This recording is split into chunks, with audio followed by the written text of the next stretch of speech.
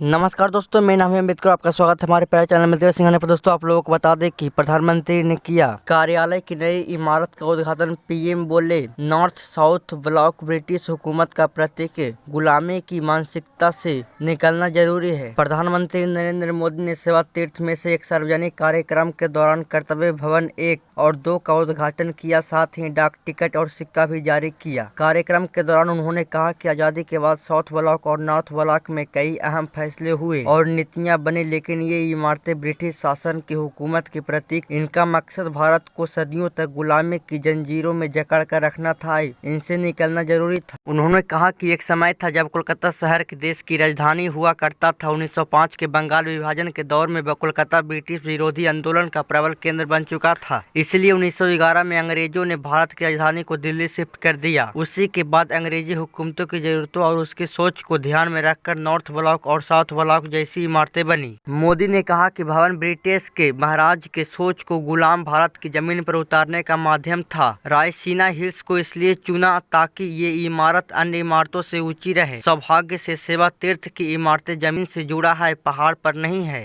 नए पीएमओ के उद्घाटन की कुछ तस्वीरें देख लेते हैं। यहाँ पर सेवा तीर्थ कॉम्प्लेक्स की दीवार पर नागरिकों देव भवन लिखा है। पीएम मोदी ने नए ऑफिस में भगवान गणेश की प्रतिमा पर माला चढ़ाई, जैसा कि आप लोग तस्वीरों के माध्यम से देख सकते हैं। पीएम मोदी ने एक्स पर लिखा कि सेवा तीर्थ कर्तव्य, करुणा और भारत सर्वोपरि के सिद्धांत का प्रतीक है। सेवा तीर्थ कॉम्प्लेक्स का उद्घाटन इससे पहले पीएम मोदी ने शुक्रवार को सेवा तीर्थ कॉम्प्लेक्स का उद्घाटन किया था। इसमें अब प्रधानमंत्री कार्यालय, पीएमओ, नेशनल सिक्योरिटी काउंसिल सचिवालय, एनएससीएस और कैबिनेट सचिवालय काम करेंगे। पीएमओ आज से रायसीना हिल स्थित साउथ ब्लॉक से सेवा तीर्थ में शिफ्ट हो जाएगा। उद्घाटन के दौरान प्रधानमंत्री नए कॉम्प्लेक्स में लगी सेवा तीर्थ की पट्टिका का अनावरण किया। परिसर की दीवार पर देवनागरी लिपि में सेवा तीर्थ लिखा था। इसके नीचे नागरिक देवो भव, नागरिक भगवान के समान है का मंत्र भी लिखा गया है। यह ब्रिटिश काल की सेक्रेटेरिएट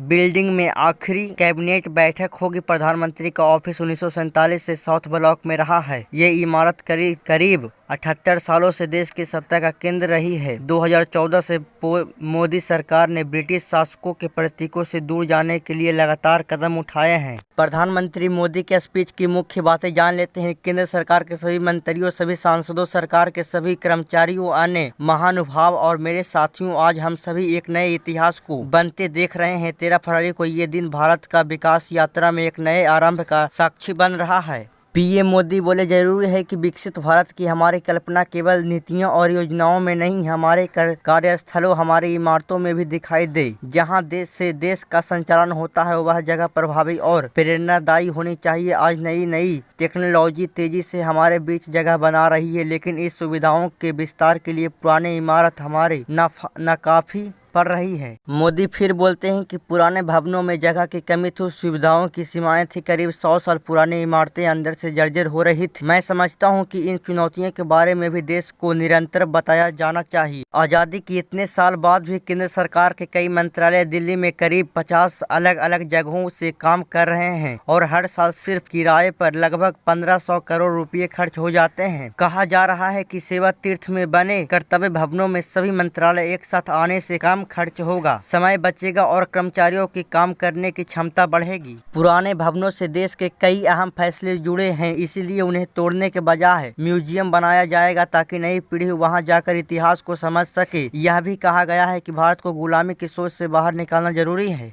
आज़ादी के बाद भी कई जगहों पर पुराने नाम और प्रतीक बन रहे हैं, जैसे पीएम आवास वाली सड़क को पहले रेस कोर्स कहा जाता था, जिसके बाद में लोक कल्याण मार्ग किया गया। इसी तरह शहीद सैनिकों के लिए नेशनल वॉर मेमोरियल बनाया गया। इन बदलावों को सिर्फ नाम बदलने का फैसला नहीं, बल्कि देश की सोच बदलने की कोशिश बताया जा रहा है। पीएम मोदी ने नए ऑफिस में कई फाइलों पर साइन किए। प्रधानमंत्री नरेंद्र मोदी ने नए पीएमओ कॉम्प्लेक्स सेवा तीर्थ में महिलाओं, युवाओं और कमजोर वर्गों से जुड़े अहम फैसलों की फाइलों पर साइन किए। सरकार के अनुसार इन फैसलों का उद्देश्य इन वर्गों की सीधा लाभ पहुंचाना है। प्रधानमंत्री ने पीएम राहत योजना से जुड़ी फाइलें पर भी साइन किए। इससे पहले की तरह एक्सीडेंट पीड़ितों को 1.5 लाख तक का कैशलेस ट्रीटमेंट मिलेगा, जिससे उनके इलाज में देरी न हो। साथ वहीं लखपति दीदी योजनाओं का लक्ष्य दुगुना कर 3 करोड़ से 6 करोड़ करने का निर्णय लिया गया है। प्रधानमंत्री ने कृषि अवसंरचना कोष के आवंटन को 1 लाख करोड़ रुपए से बढ़ाकर 2 लाख करोड़ रुपए करने की मंजूरी दी है। प्रधानमंत्री ने 10,000 करोड़ रुपए के कोष के साथ startup India fund of funds 2.0 को मंजूरी दी है।